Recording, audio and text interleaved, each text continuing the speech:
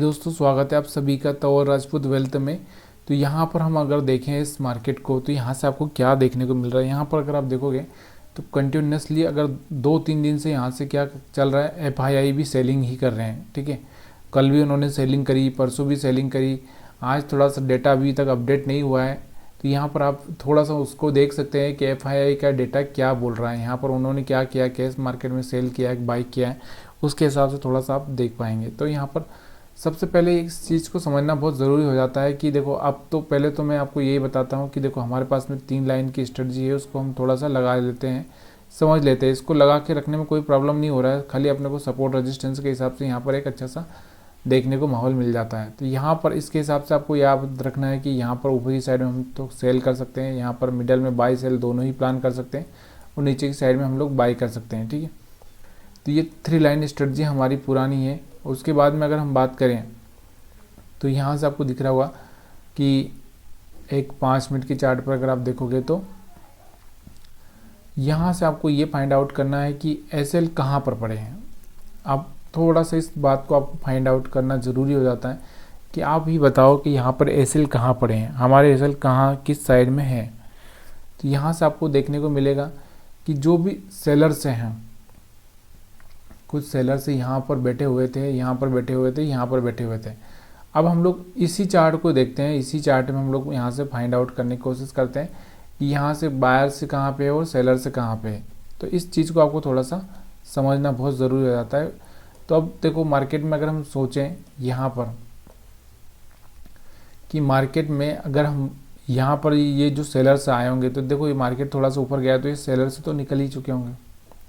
अब यहाँ पर अगर हम बात करें तो यहाँ से एक इस तरह से मार्केट चल रहा है, तो यहाँ से बायर से कहाँ पर आए होंगे, यहाँ से इस एरिया में बायर्स आए होंगे, इस एरिया में बायर्स आए होंगे, इस एरिया में बायर्स आए होंगे।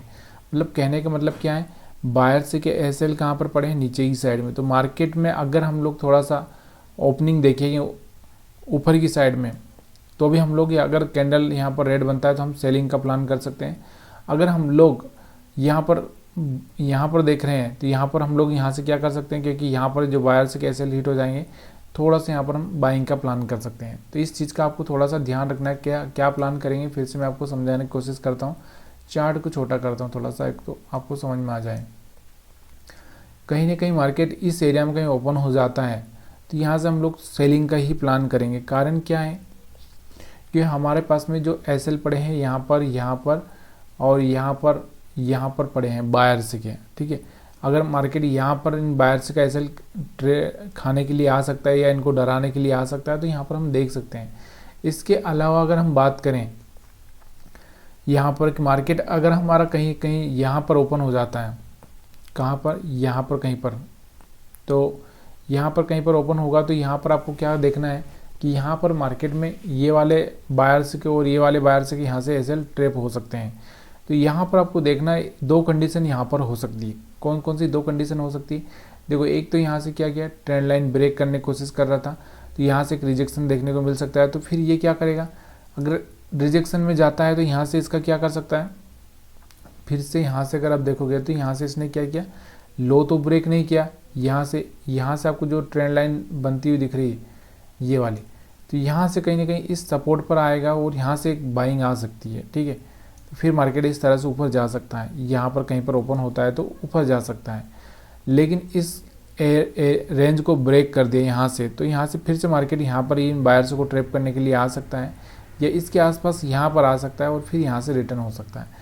तो ये चीज़ें यहाँ से कंडीशन देखने को मिल रही है, लेकिन क्या इस कंडीशन से हम लोग ट्रेड कर पाएंगे, तो इसको थोड़ा सा और आप थोड़ा सा 1 मिनट के चार्ट पर आप जाकर देख सकते हैं। तो यहाँ पर थोड़ा सा 1 मिनट का चार्ट अगर आप देखोगे, क्योंकि इससे जो लेटेस्ट सेलर है, लेटेस्ट बायर है, उनका पता चलता है। देखो, ज़्यादातर तो मार्केट क्या कर रहा है, नीचे आकर थोड़ा सा इनको निकालने की कोशिश कर रहा है, नीचे आकर इनको निकालने की कोशिश कर रहा है। तो यहाँ पर आपको दिख रहा होगा कहीं ना कहीं इस तरह से आ रहा है, तो मार्केट क्या कर रहा है, यहाँ से पहले तो एसएल ख़त्म करता है, वही जा रहा है।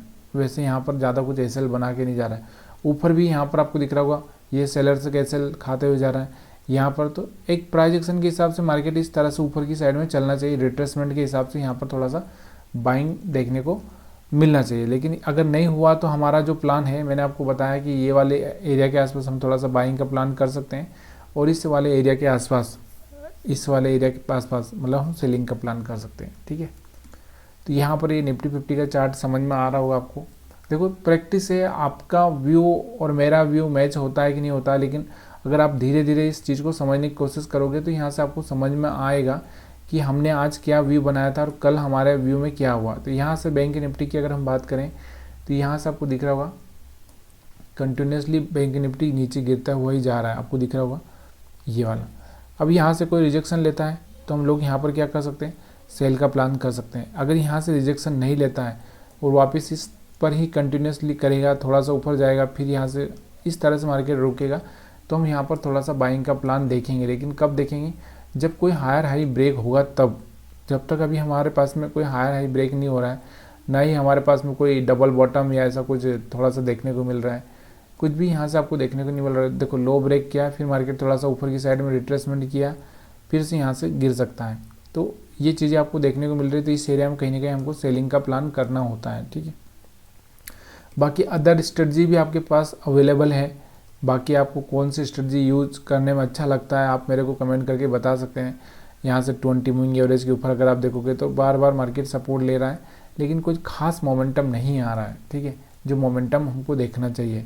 या फिर हम और बाकी भी स्ट्रेटजी बात करें तो यहाँ पर कुछ खास नहीं हो रही। क्यों नहीं हो रही, उसके पीछे का कारण यही है कि यहाँ पर लोग कंफ्यूज हो गए कि अब मार्केट में क्या होगा, क्या करें क्या ना करें। अगर हम थोड़ा सा बड़े चार्ट फ्रेम में देखें इसको 1 आवर में, तो यहाँ पर आपको देखने को मिल रहा होगा अभी भी हमारे पास में सेलिंग ही देखने को मिल रही है। क्यों, उसके पीछे का कारण क्या है, देखो यहाँ से मार्केट ब्रेक किया, फिर मार्केट ऊपर जाएगा, फिर इस तरह से ब्रेक कर सकता है।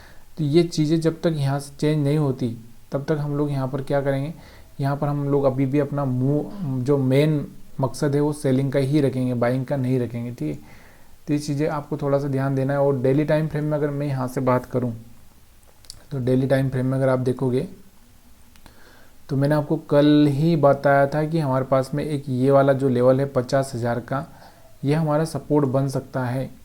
आगे अगर मार्केट यहाँ तक गिरता है तो ये वाला सपोर्ट बन सकता है और यहाँ से कहीं फिर मार्केट ऊपर जाने की सोच सकता है। तो ये इसके आसपास आ भी गया था मार्केट। अगर हम यहाँ पर देखें थोड़ा बहुत यहाँ से आपको दिख रहा होगा थोड़ा बहुत ही रह चुका है। तो यहाँ पर आपको देखना है कि 50,000 के आसपास आ जाए, उसके बाद में थोड़ा सा कुछ मार्केट में चेंजेस होगा तो हम लोग यहाँ पर देखेंगे। ठीक है, वीडियो पसंद आया तो वीडियो को लाइक कर सकते हैं। आप सभी का वीडियो देखने के लिए बहुत बहुत धन्यवाद।